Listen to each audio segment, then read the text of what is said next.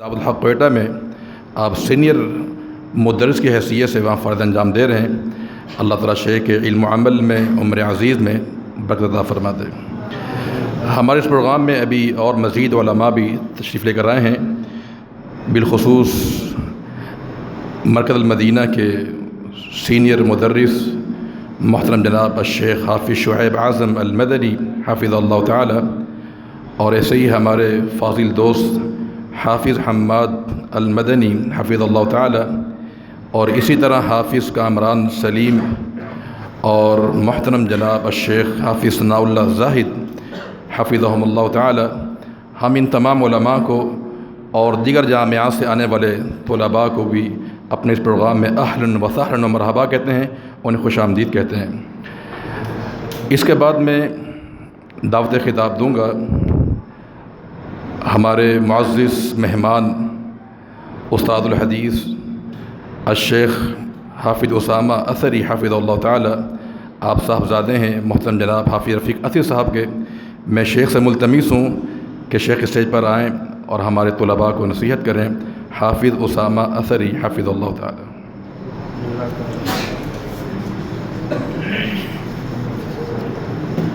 السلام علیکم ورحمۃ اللہ وبرکاتہ۔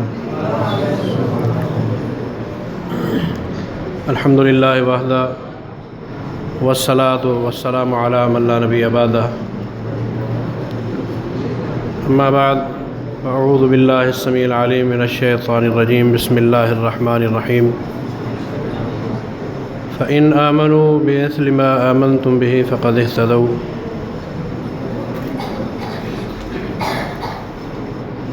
اللہ رب کائنات نے کلام مقدس میں ارشاد فرمایا ہے،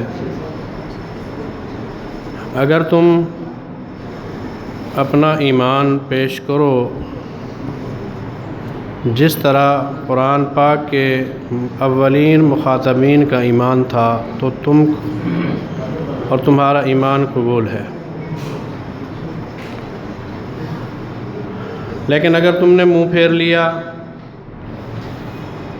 تو پھر اللہ رب کائنات تم سے نمٹے گا۔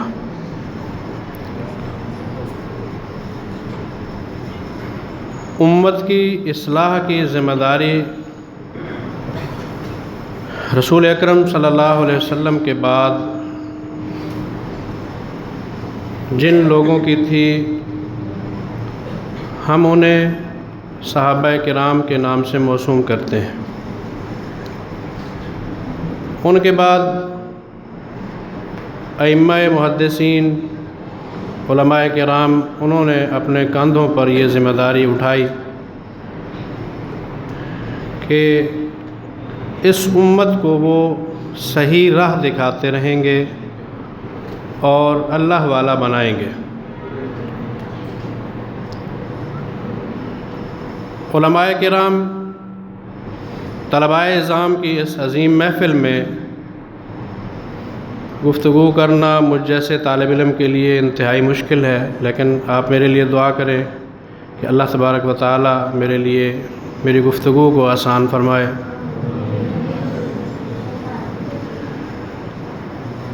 سب سے پہلے جو انسان کسی کے لیے آئیڈیل بننے جا رہا ہو، اس کے لیے ضروری ہے کہ وہ اپنا کسی کو آئیڈیل بنائے، اور آئیڈیل کون ہونا چاہیے؟ آج کل کے دور میں ہم لوگ اسے آئیڈیل بناتے ہیں جن کی شہرت ہو، وہ نامور ہوں اور ان کی شہرت عالمگیر ہو۔ اتات ترک کو کوئی اپنا آئیڈیل بنا لیتے ہیں، کوئی کسی فنکار کو، کوئی کسی مہذب معاشرے کے فرد کو، کوئی کسی عالم کو اپنا آئیڈیل بناتا ہے، لیکن رب کائنات نے جس شخصیت کو آئیڈیل بنانے کا کلام مقدس میں حکم دیا وہ ہے محمد الرسول اللہ صلی اللہ علیہ وسلم۔ لقد کان لکم فی رسول اللہ اسوۃ حسنہ۔ ان سے بڑھ کر کوئی بڑا عالم، کوئی بڑا فلسفی، کوئی اعلیٰ اخلاق اور اقدار کا مالک ہمیں نظر نہیں آتا۔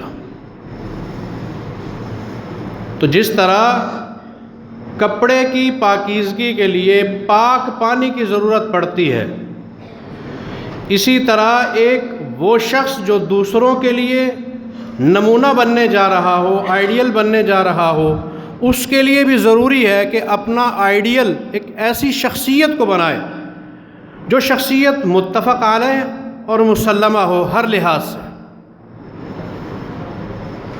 تو اس آئیڈیل کا انتخاب اگر آپ صحیح کر جاتے ہیں تو پھر سمجھ لیجئے کہ آپ نے اپنا راستہ بالکل ٹھیک منتخب کر لیا۔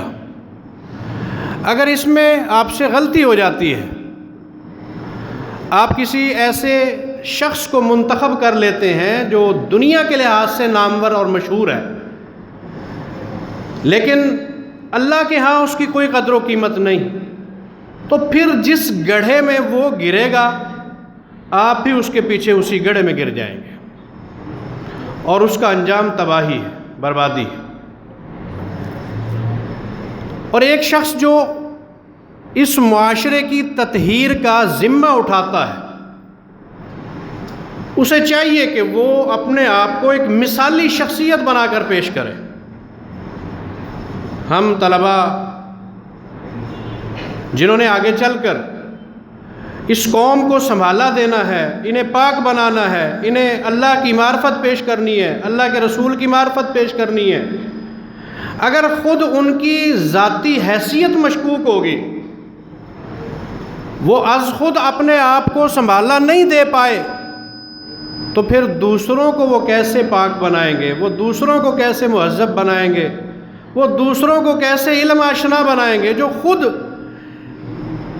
ابھی تک تشنہ لب ہے؟ عزیزان من، تو ایک صاحب علم کے لیے، ایک طالب علم کے لیے یہ ضروری ہے کہ وہ اپنی ذاتی شخصیت کو بے داغ، اعلیٰ اقدار کی مالک اور ایک نکھری ہوئی شخصیت بنا کے قوم کے سامنے پیش کرے۔ اس میں کوئی اخلاقی کمی اور کوتاہی نہیں ہونی چاہیے۔